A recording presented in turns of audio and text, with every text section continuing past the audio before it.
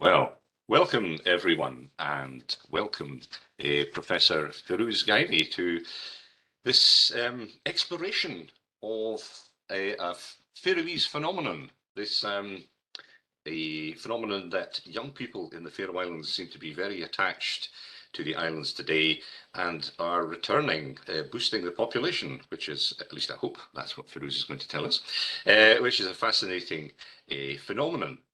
And before we start, I'd just like to say a word or two about Firouz. He is the Professor in Anthropology at the Faculty of History and Social Sciences in the University of the Faroe Islands. And he's studied in a number of interesting places, Norway, Denmark, and of course the Faroe Islands themselves. And he's a widely published writer on topics including young people's everyday lives and futures, fatherhood and masculinities, and small island communities, all of which are extremely relevant to us here in Scotland and in the Scottish Islands. So it gives me great pleasure to welcome Firouz today. And the way this runs is a typical Islands Matter webinar, in that Firouz will speak and tell us about his research, and you can make comments and ask questions as well. So I'll look at the chat as we progress, and we can have a sort of a question and answer session in the second part of the seminar. So welcome, Firouz. Thank you very much, Andrew. And thank you for inviting me to this Islands Matter seminar, number 5. I am happy to be here, and I would like to share my screen. So I'll see if I can fix that. Let me see.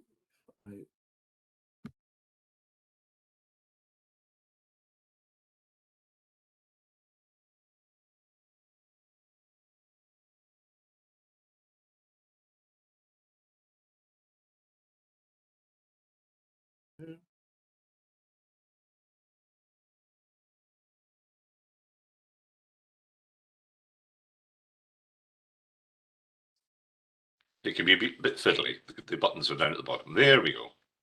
Okay. Excellent. Yep. It works. It works. We can see your screen, and there we go. Perfect. All right. So again, thank you very much, Andrew. I've been looking forward to have this talk together with you, and I'm going to, as you mentioned in your very nice introduction, I'm going to talk about young people and place attachment in the Faroe Islands. And I'm going to talk about a project that has been going on for a few years. But I would like to start a bit more generally about some processes and tendencies in the Faroe Islands. And I don't know how much you already know about the Faroe Islands, so some things might be trivial and some things are new for you. So, well, I start with a map. I guess most of you know approximately where the Faroe Islands are. So the Faroe Islands is an island community with approximately 54,000 inhabitants today. Population has been growing, and that is partly, as you mentioned, Andrew, because of young people and others returning back to the Faroe Islands who have lived abroad. And it's part of the Danish kingdom with a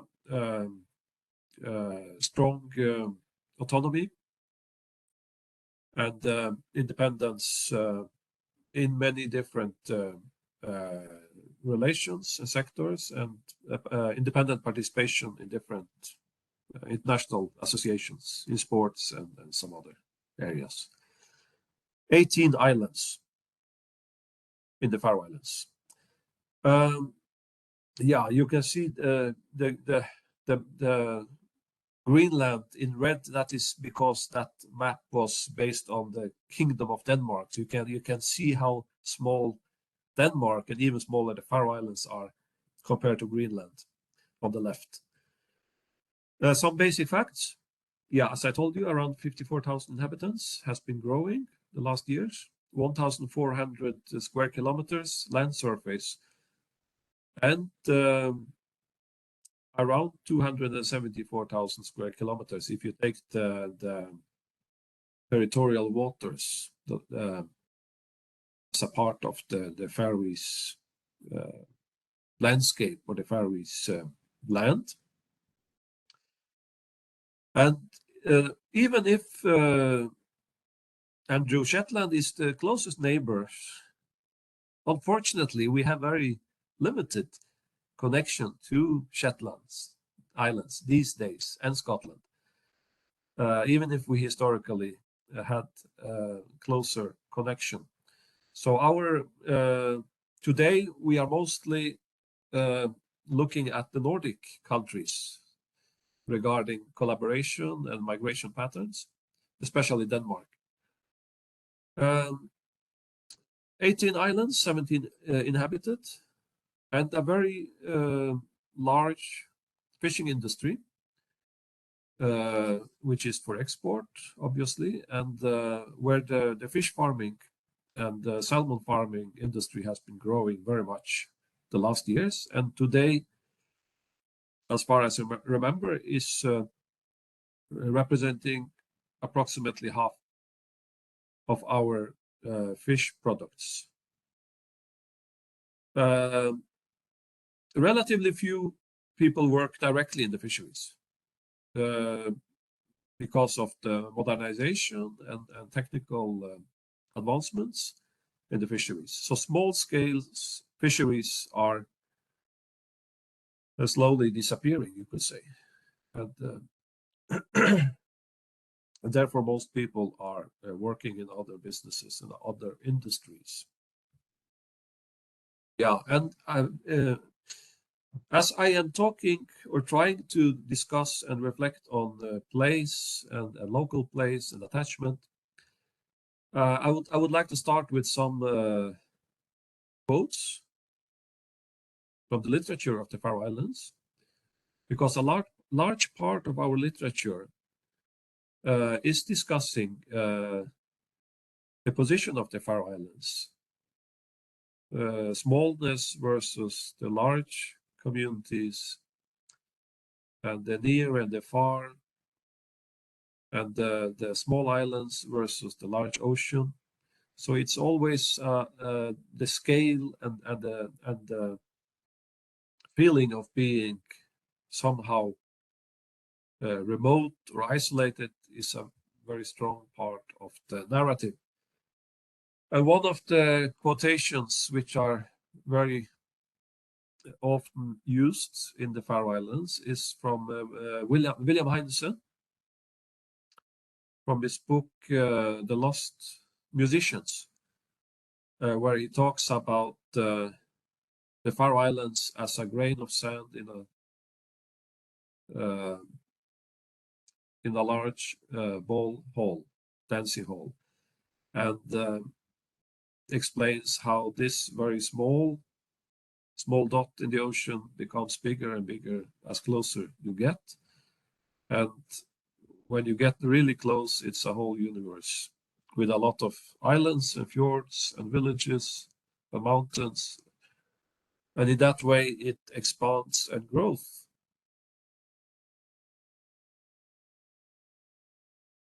And the size, the scale and the size is very much considered on the one hand as an advantage, a capital, a resource, the smallness, but can also be considered to be a disadvantage or a limitation. And the Faroese writer Gunnar Hoydal, he wrote in an essay about the size, the curse and blessing of the Faroe Islands, the limitation and potentiality, and discusses how this can be become something leading to resilience or to a strength in the islands. And maybe, of course, not only about the Faroe Islands, it could be other islands, island communities or small island communities as well. And then one more, looking more closely at the other part of the Faroes, the aquatic part of the Faroes, the part of the islands which is below the sea, which has, of course, been so important for the Faroe Islands through the centuries. And this is a quotation or an excerpt from a poem by Sigurd Johansen,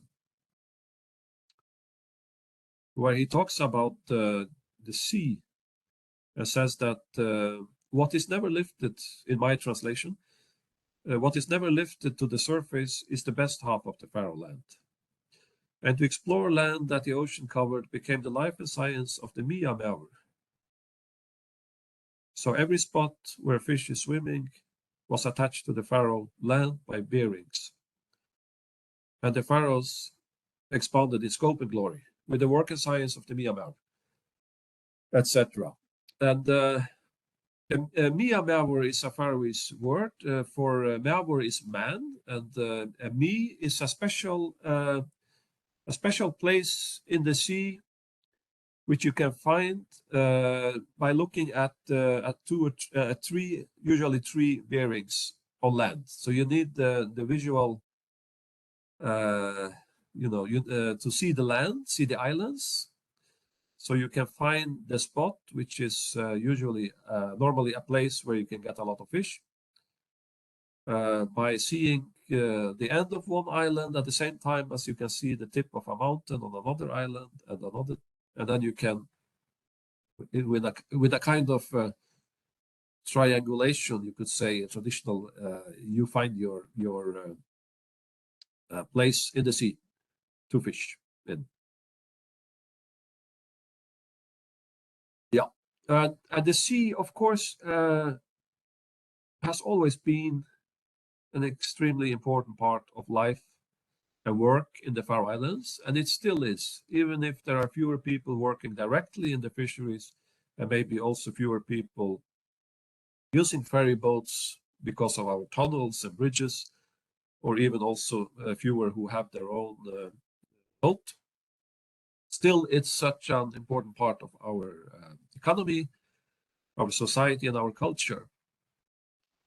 And the danger of life in the sea is something that you can observe on the monuments around the Faroe Islands in remembrance of people, mostly men, who died at sea. So here is one example from the village of Jake. And you see two sons and a mother in the middle, and their eyes are looking at the ocean, and they look worried. They're waiting for the father, and they don't know if he's coming back. And when we talk about place and the sea, it's very tempting to also talk about mobility and movements and transport. And as seafarers and fishermen, the Faroe Islanders are today working all over the globe. So there are a lot of people, mostly men, who work in shipping and fisheries elsewhere and offshore, elsewhere in the world. And a Faroese sociologist called Jester Hogard, who used to work at the University of Tórshavn of the Faroe Islands, but now is working in Greenland. He has written about long-distance workers working at sea and their family life and family relations. And in one of his articles, he talks with men who are working on the sea and about what is home and where is home. And one of them says, home is where your spouse decides. So it might be in the Faroe Islands, but it might also be somewhere else if you're married to a woman from another country. So the family is the link somehow to your home, and otherwise the seven seas or all the oceans are your working place. And the possibility of traveling to and from the Faroe Islands is influencing the relation or emotional attachment to place. And today you can say that the Faroe Islands is in many ways a very globalized society with a very mobile population who travels a lot. And the airplane is the main link out of the country today. And there are more and more routes and links to other countries. And it's also becoming relatively, it's not very cheap, but a bit cheaper than it used to be to travel. So people travel more for studies, for work, for holidays, etc.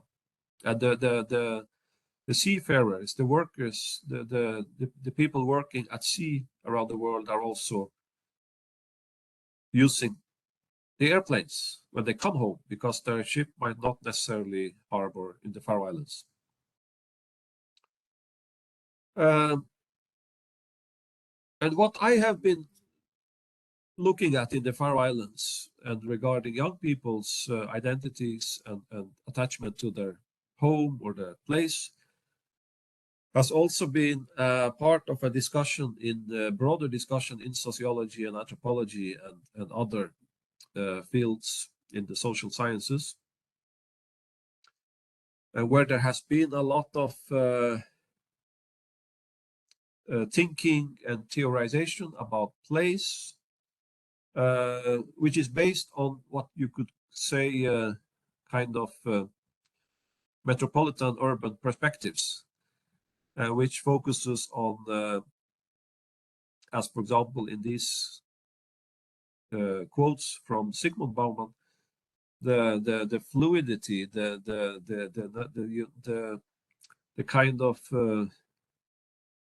floating identities in a floating globalized liquid world, as he calls it, liquid modernity, and where the sense of home as a specific geographical place where you come from, where your family come from, becomes more and more complex. And that is, in one way, also something that we can see in the Faroe Islands. But on the other hand, I also see in my research and in my studies another kind of rootedness, which is hard to find in some of the mainstream literature from sociology.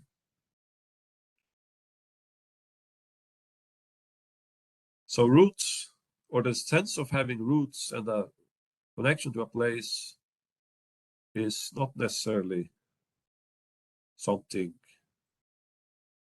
considered to be limiting or to be binding or to be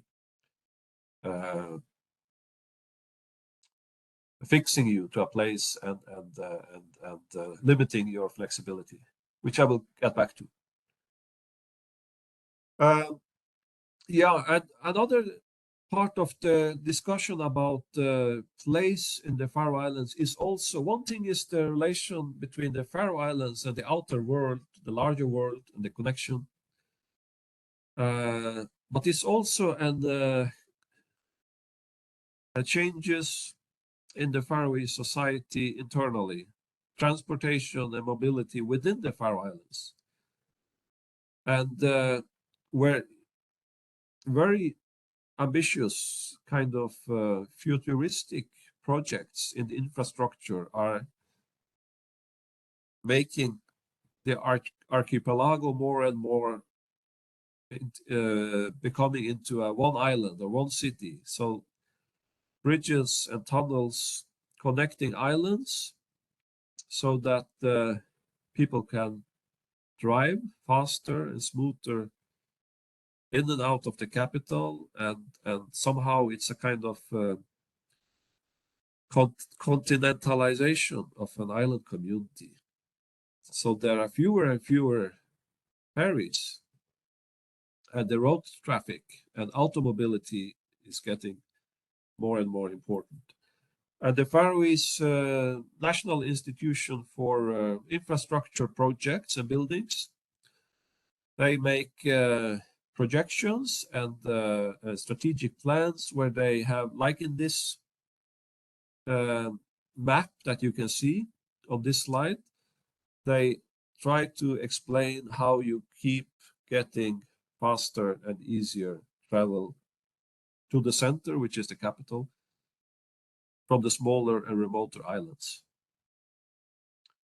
which are extremely expensive projects financed by the fishing industry. And then I'm not going to talk much about tunnels and bridges today, but I got tempted to show you at least one more slide about that. And it's the Eysturoyartunnelen, which is a subsea tunnel, which in the Faroe Islands is, it's below the seafloor. So it's below the bottom of the sea. And it connects to the two islands, the main islands, more than 11 kilometers in length. But this subsea tunnel even has a roundabout. You can see a photo of it there. And one of the Faroese artists, famous artists today, Trønder Patson, he made an artwork in the middle of the roundabout. And this project was so extravagant or so futuristic that this roundabout became quite famous, also in international press, almost like a tourist attraction. But what I want to use this for is to show how the changes and transformation in the Faroe Islands, in the inter-island transportation, and how easily you can travel today between different islands and different regions and villages influences very much life in the Faroes, and also the sense of place and attachment to place and sense of belonging. And I also would like to just for 2 or 3 minutes mention a few films. I think the Faroese film industry is not a big industry, and it's not an internationally very well-known industry, but there are some interesting films that I think are very rich in their presentations and explanations of what is going on, especially from the perspective of young people. And one of the first feature movies from the Faroe Islands, Bye Bye Bluebird, which is from, I think it's from around 89 or 90. It's a road movie from the Faroe Islands. So a road movie in a small island community. And there you have 2 female teenage friends who come back to the Faroe Islands to find their background or their family and their childhood memories after having living abroad for many years. And they're all the time confronted with this kind of contrast or tension between what they consider to be the very small, mundane island life compared to the big city life that they have experienced in London or in Paris or in other places where they have stayed, and how they more and more get into the Faroese world. And during the road trip, and somehow many of their stereotypes and prejudices and myths about the small, primitive, remote islands where nothing happens and people have nothing to do is dissolved. Yeah, and then there are some other movies that, yeah, are interesting in that respect. Just want to mention two others that I have used in an article. One is quite new. It's by a young Faroese instructor, Zachary Stora, who is from a small village itself. It's called Dreymar við Havið, or in English, Dreams by the Sea. It's also about two young women. And actually, there are often the young women in these movies. That's also interesting, that women are presented as the strong young persons who are struggling and fighting for some changes in communities that have been maybe quite conservative religiously and quite isolated, and it's the women who want to break out of this. But Dreams by the Sea is also interesting, and as the title says, it's the sea that is in focus, but from the perspective of life in a small island. And it's also, I don't have time to go into details now, but it's very interesting because it illustrates also some of the complexities and contrasts in present-day Faroese society between the urban and the small rural lifestyle, religious and secular or non-religious everyday lives, and conflicting family values, and of course the future dreams of the young people, how they want to stay in this place but make it to a new place, another place, and how they all the time negotiate the question of leaving or staying, leaving the small island to go to the capital, or leaving the Faroe Islands. And it's always a part of the narrative. The third and last movie that I want to mention is a documentary, so it's a bit different, but it's when you look at it, it's made like it could be a feature movie. The cinematographic style and the way they're filming, but it's also called Squall, which means yeah, that's probably easy to understand in Shetland or in Scotland. Squall, and means cheers. Again, there is a woman who is the main character. She is from a small religious community, a small village, and she moves to Tórshavn, and she wants to kind of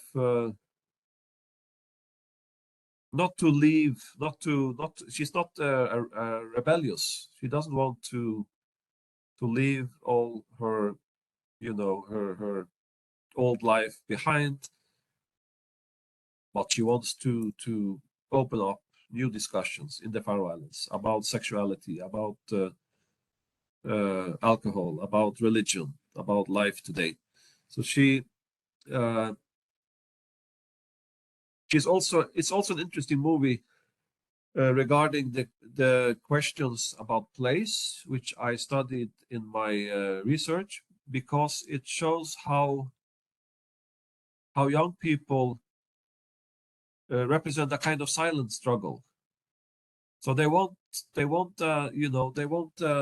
change, and they are struggling against some of the values, dominant values and norms of the parent generation, but they don't want to not leave everything. They want to renew or to reinvent, reinterpret Faroese culture and the Faroese-ness today. Yeah. So now I'm going to the project that I would like to talk about for this second part or the last part of the presentation discussion. This is an international project called Valuing the Past, Sustaining the Future: Education, Knowledge, and Identity Across 3 Generations in Coastal Communities. And there are participants from Norway, Ireland, Cyprus, Tasmania, and the Faroe Islands. So very different, geographically different places, but it's coastal communities. And as you know, coastal communities and island communities have many things in common. I mean, island communities are coastal communities, and many coastal communities have similar, economic and political and cultural characteristics as island communities. It's the sea and the ocean that is at your border. You're at the edge of the ocean. So, and in the Faroese part of this project, I used Göta as a location or as case study. And the Göta is an interesting place, I think. It's I'll show you the map in a second. But we made individual interviews with people from 3 different generations. So young people and people from the parental generation and grandparents. So we wanted to use the different generations in order to be able to say something about continuity and change and discontinuity in the local community regarding knowledge, local knowledge, and values and the way of life in the local community. We also made some focus groups. So here is the map, not a very good map, but you can see Esterøy, and the red arrow is pointing towards a bay, an inlet, and at the bottom of that inlet you have Göta, which is actually 3 villages that are side by side, and and are part of the same municipality. So that was the place. And here is a photo seen from the mountain. You can see here. You can see the 3 villages. Smallest is in the middle, and then you have one Siragöta on the southern side and Norragöta on the northern side. And Göta is very. It's a community that is doing very well compared to some others. It has different advantages. Geographically, it's located with easy access to the capital, to the airport, to other towns. There is somehow strategically located a good road connection to different parts of the Faroe Islands. And also a famous place because of its history. So if you read about the Faroese history, you will hear about Tróndur Ugötu, who was a famous Viking chief, and he was the last of the powerful chiefs that struggled against Christianity. So Göta is also a place, well-known place in the history of the Faroe Islands. Today, it has many different activities, and it's the home of Væren, which is one of the largest fishing companies in the Faroe Islands. A very big, a very you can say, economically strong company. They are based in Goethe.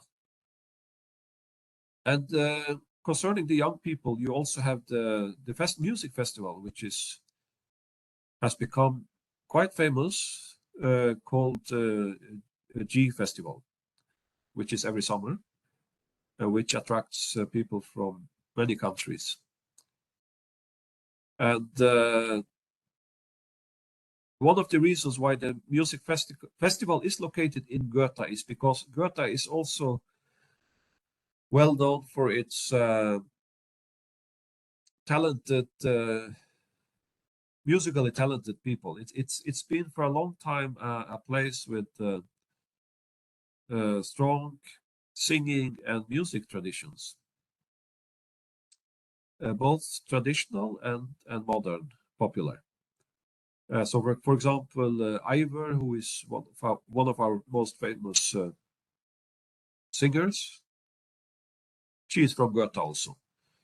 So it has a special environment, a kind of creative, innovative, cultural environment. Yeah, around 1,100 inhabitants in Goethe and around 2,000 in the municipality, because the municipality has been merged with a neighboring municipality, so some other villages are included. And here, yeah, concerning the coast and the sea and the fish, what we could see in our study is that there are quite few people who aspire to become fishers today. But everybody is, everybody has been fishing, and they've been fishing is a part of their childhood memories. And most people in Goethe have relatives and friends who are working in the fishing industry. So it's still, it's everywhere. And as I mentioned, Væren is based in Goethe and has made investments locally in Goethe. So people are very aware of the role and the importance of the fisheries. But there are also many many people who work indirectly in the fisheries, like in maybe fishing technology and science and fishing equipments, production, etc. So the fishing tradition is strong still in Goethe, and there is also a fish fillet factory in the village. But the coast is also, when we talk to young people, it's also a kind of inspiration. They talk about the aesthetics, the view of the ocean, and the ocean also, or the sea, as part of their leisure life, childhood memories, and for some of the people also as a place which could be used for new alternative industries in the blue economy, like seaweed production or energy production. But when we talk to the people from the different generations, it's also interesting to see how much has changed.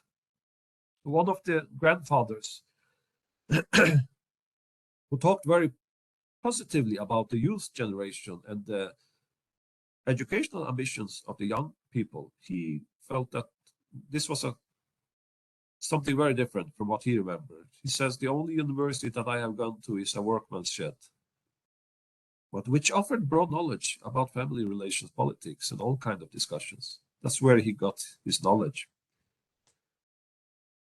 And then they also discuss how young people more and more are basing their lives on specialized formal education, and where the other parts of the local knowledge are maybe weakening, not disappearing, but changing meaning. But they are also, they are very proud of Goethe, the people there. So they have a lot of positive things to say about Goethe people, their way of thinking, out of the box and to be creative, innovative, entrepreneurial, and some things they can you cannot and you can see it. They have been very strong in business, but also the history, as I mentioned. So concerning the family and the attachment to place, what you could also see is how the family history and the history of Goethe, how important it is in the narratives of young people. They know about the history. They know about Trondery Goethe. They know about the Viking chiefs, and they've been hearing about it in the school. And they've been singing the old ballads at school and elsewhere, so they know about it, and it's something very strongly influencing their future perspectives and their sense of belonging also. But there is also kind of nostalgia, a sense of having lost something, and a new interest in learning about the local community, as you can see in some of the quotations on this slide. But time is running. I'll go a little bit further. Yeah. So when the children or the young people talk about childhood memories, and not only the young people, but the people participating in the study, they all feel that the sea and the inlet is a part of their home, and they have been fishing at shore or in the rivers. Most of them also from small boats, and they're also very proud of the inlet, which it's unusually broad and large in the Faroese context. And they talk about, especially maybe the older generation, talk about the view and the view from their houses of this beautiful inlet. A lot of playing activities from childhood is also related to the beach and the sea. And they talk about all the activities that include some kind of local knowledge. If you mean by the knowledge that is transferred from intergenerationally, locally, and which are still existing and still a living part of the culture, but in a new context. Knitting, for example, haymaking, gutting fish, slaughtering sheep, and then the activities related to the chanting, traditionally dancing, Faroese dance, storytelling, etc. Another thing is less among young people, but the older generation is the way you can read the weather or the nature. How do you talk about the rhythm or the temper and the power of the nature when is the current changing? When is it dangerous to go out with the boat? How to predict the weather? All that knowledge, kind of local knowledge, cultural knowledge. Which, for example, could be the knowledge of the Miami hour, which I mentioned earlier. So, but the strong connection, or the strong sense of connection to the place is reflecting a community which is relatively small and tightly or close knit, as they mention. And most of the people, not everyone, but most of the people have, at least from one of their parents, a long line going back in time from Goethe.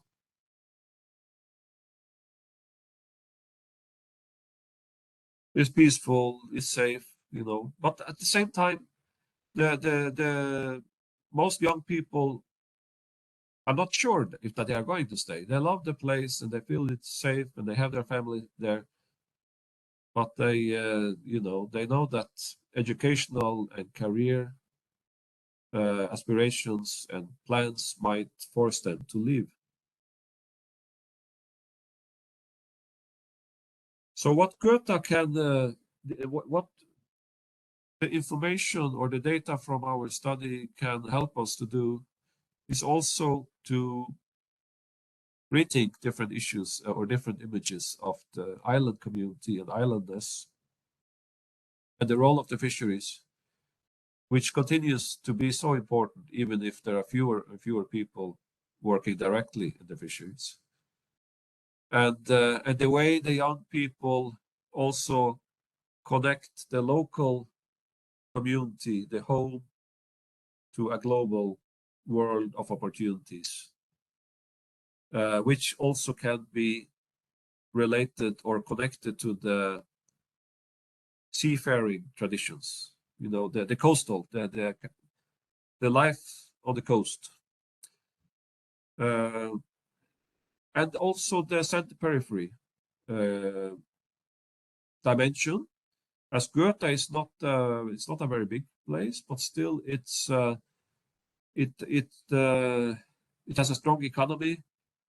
It's relatively wealthy, and it's quite easy to commute if you live in the Faroe Islands. So there are many things making it easier to stay in Goethe and at the same time being able to live, a modern or urban life if you want that. And there's a strong future optimism among many of the young people in this community, not in all communities, but in Goethe. Yeah, and then just the last slide, I found a text by an anthropologist called Gassam Haj, which I thought was interesting in relation to some of the Faroese observations. He says in that text, I don't remember right now which article, but he talks about place and movement and rootedness. The rootedness should not too easily be mistaken for a sense of being stuck or immovable. Many people experience the opposite. Roots often are paradoxically experienced like extra pair of wings. And that's what I can recognize in some of the Faroese materials. There you have this kind of what looks like a strong attachment to a place, to a local place, to a home, but at the same time a very mobile population that is ready to leave and return back if necessary, and that, for example, concerning the people working at sea, have the whole globe as their, potential working place.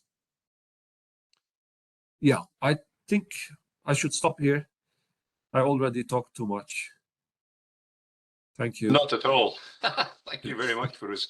That was absolutely fascinating. And yeah, well, we have time for some questions, and we've got a couple of questions there.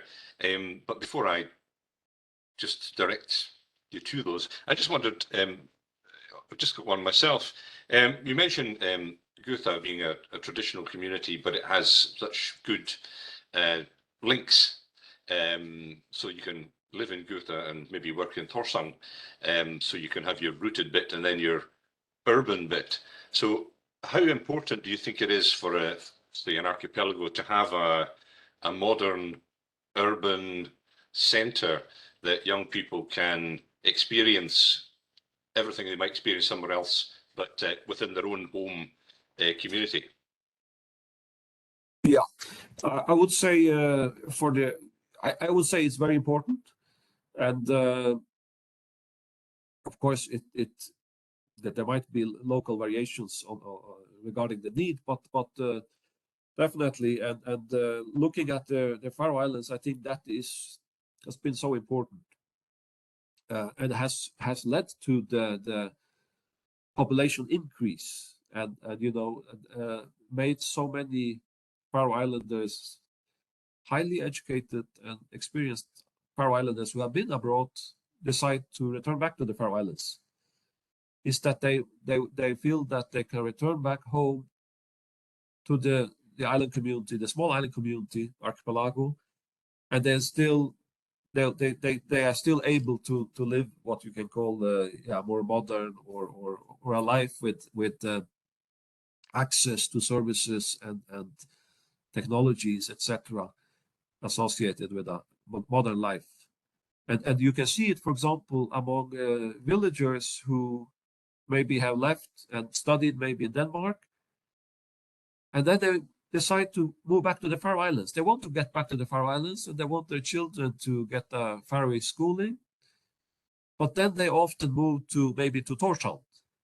So they move back to the Faroe Islands, but not necessarily to the village where they had their childhood. But that depends also again on the connection. If you live in Göta, you are on the mainland. You are very centrally located in the mainland. So compared to if you live on a smaller island which does not have road connection, there is less likely that you would move back to that place, and it would be more difficult for regarding the working opportunities and maybe childcare, etc. But definitely, yeah. Thank you very much. Okay, so we've got some other questions in the chat. I'll try and work through these. Rod was wondering if the interviews were carried out in Faroese or English, or in both, because I presume if you're going to be publishing the findings. So when it is published, will the quotes be in Faroese and a translation, or will they be just more in English? And related to that, how important is linguistic identity to young people in the Faroes today? Yeah, it's a good question, and the first part of it, I can say that the interviews were made in Faroese language, because that seemed most natural for them. But in the publications and in some, we have a few publications that have that have been published, are finished, and there I have it's been translating it. It's been the quotations have been translated to English from Faroese, but otherwise all the interviews and focus groups, everything was in Faroese language. And that is it's not obvious for everyone if you're not from the Faroe Islands, and that's why it's a good question, because language is extremely important, also among young people in the Faroe Islands, for identity and for the also maybe the sense of belonging in different aspects. And we have like most other societies today, we have the influence from English is growing. It used to be Danish because of our relation to Denmark, and that we have been a kind of colony. It's not everybody likes to use the word colony, but I think we were a Danish colony back time. So there was a very strong Danish policy favoring Danish language, and the Faroese language was suppressed. It was not allowed to use even Faroese language in schools or in church. But the Faroese, what you can call the national movement in the Faroe Islands, starting in the end of the 19th century, had the language question as its main focus, and it's still so strongly attached to the Faroese identity. So regarding young people, the language and the Faroese language is a very strong identity indicator, and also part of the social identity, but at the same time, they they learn English and they use also English, in their own networks and through the film industry and their leisure life. So English is becoming more and more an extra language, very popular also in music, for example, hip hop or different rock musics where they switch between Faroese and English. Mm-hmm. Yeah, so that's a big topic also. Yeah, absolutely. I'm sure it is. Well, Kirsten is asking, where can we find published information from your project so far, and if the stuff's still to come out, where can we find that as well? Because it is highly relevant to return migration in the Scottish Islands, and a similar, just linked question. Adele wondered if there were specific policies in the Faroe Islands to support population increase. So first of all, where can we find the research? Yeah, from this project, there are so far two main publications. I can send the link, but the one of them is a newly published book. It's published at Springer, and yeah, the title is almost the same as the project name. I can't remember exactly, but it's something like I'll send it. Valuing the past, sustaining the future, but with a subtitle which has been changed a little bit. That is just published. It's just a few weeks ago, which has several, I think, interesting articles from one of them from the Faroe Islands. And then there is a special issue of the journal called Children's Geographies. Yeah, the journal called Children's Geographies is also the articles have been published a while ago, but the collected special issue, I think, is also just recently. So that are the main finished publications, yeah, that are available. Well, I can also send you the detailed information, Andrew. That would be super. Yeah, we'll put that through. Yeah, yes. Excellent.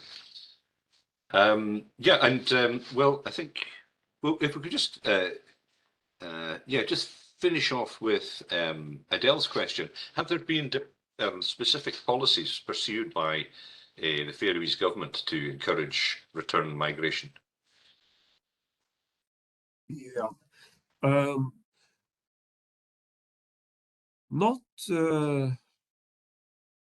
really. If you compare to, for example, Norway and what they've been doing to help to encourage people to move back to north of Norway from Oslo, maybe with tax benefits and canceled student debts and other incentives. We don't really have that in the Faroe Islands, but what has been done is more like kind of campaigning. So there have been different kinds of they call it a job match, so that Faroese employers, big companies, public, private, have had workshops and events for specifically for especially students, but also other Faroe Islanders abroad, to inform them about possibilities if they come back to the Faroe Islands, job opportunities. And then some municipalities, more locally, some municipalities have also had their own campaigns trying to attract Faroe Islanders, maybe young people or young families, young adults from abroad, to move back to the Faroe Islands, to the municipalities, and have advertised with cheap housing, maybe, and good childcare opportunities and other things, which are so important today for the people who want to move back. But otherwise, not really. There has been a rhetoric, but not really a common policy, and that's also maybe sometimes maybe a problem, that it could have been more stable, and the reality is that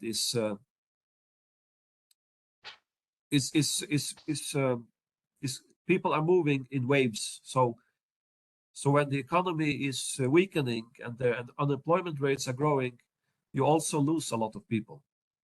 Mhm. It's a kind of flexibility which is very much and consequence of political and especially economical situations in the Faroe Islands. Yes. Okay. Very, very fascinating. And so it's also like a cultural and social movement that's from the population themselves rather than directed. Could also, sorry, Andrew, I could also I could also mention the University of the Faroe Islands, which has been growing. It was a very small university. It's still small, but it has been growing. We have new educational programs. We have more students and more facilities, and that has been, I think, has been very important, because the university has a very central role in the Faroese society. And when the Faroese University has become more interesting and more attractive among young people, there are more people who maybe choose to study in the Faroe Islands.